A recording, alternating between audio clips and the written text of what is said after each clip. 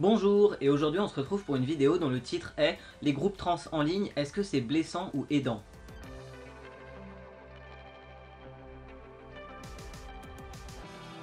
Alors comme il existe peu, voire pas du tout de ressources pour les personnes trans dans les publicités, dans les campagnes, dans les annonces, dans les centres d'aide, de soutien, d'éducation, de santé, etc. Les personnes trans n'y sont jamais représentées. Déjà quand il y a une personne homo qui est représentée, c'est déjà un miracle. Alors on est mis en danger, on n'a pas de prévention ni d'aide. Personne ne sait nous gérer ni comment nous soutenir. Voire on nous rejette ou on nous donne des informations fausses par méconnaissance du sujet tout simplement. Donc les informations se pêchent beaucoup moins facilement. C'est pour ça qu'on crée des groupes pour s'échanger les informations. C'est pas pour faire du communautarisme, c'est vraiment pour s'entraider, discuter des problèmes rencontrés, trouver des solutions entre gens qui savent de quoi elles parlent parce qu'elles sont concernées par la même chose. Quand on ne veut ou peut pas se retrouver à des réunions physiques IRL, l'internet ça aide beaucoup. Il existe des groupes comme des forums, des discords, des groupes Facebook surtout, dans lesquels il y a plein de gens comme nous qui connaissent les mêmes difficultés au quotidien. Et sur ces groupes, on peut s'échanger des adresses et des avis de praticiens en santé, de psychiatres, de psychologues, urologues, gynécologues, endocrinologues, orthophonistes, dermatologues, chirurgiens, chirurgiennes,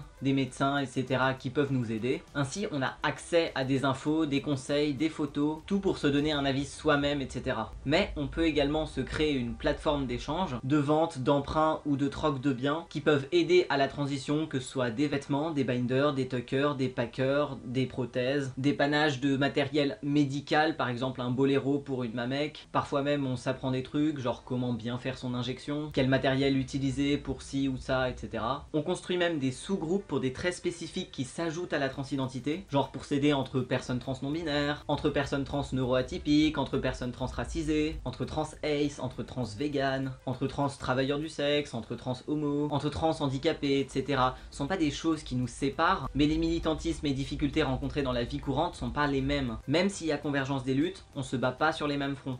Et les sujets militants, ça peut être très sensible. Il y a de tout dans la communauté. On a des fachos, des anarchistes, des communistes, des macronistes, enfin comme partout. Alors parfois il y a des débats et forcément ça peut créer des conflits, des désaccords et dans la foulée blesser des gens. Utiliser leur cuillère dans des engueulades, ça peut être très relou et très éprouvant. Et plus il y a des gens dans le groupe, plus c'est complexe à gérer pour les admins. Et le manque de modération, ça aide pas du tout pour les débats qui peuvent vite s'enflammer. Donc mon avis sur ces groupes, évidemment c'est pas tranché genre ça aide ou c'est blessant. Disons que ça aide vraiment beaucoup quand on cherche de l'aide, des conseils, etc. Mais à prendre avec des pincettes parce qu'on peut croiser bien des gens qui font la morale, qui jugent notre façon de transitionner et ça peut être super blessant parce qu'on cherchait juste des informations en fait, on cherchait pas des jugements. Ouais, parfois on cherche même juste du soutien, des gens qui nous aident et reconnaître qu'il y en a d'autres qui sont dans la même situation et qui nous donnent des conseils pour les surmonter. Donc ne pas partir du principe que tout le monde est gentil et ne pas hésiter à s'en éloigner dès qu'on sent que ça puise trop d'énergie.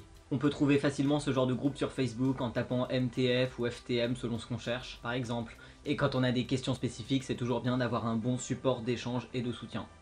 Voilà, c'est tout pour aujourd'hui. Des bisous poupoupou.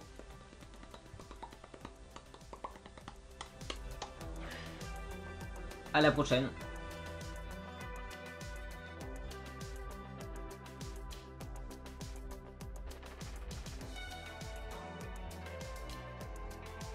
C'est n'importe quoi mes cheveux là.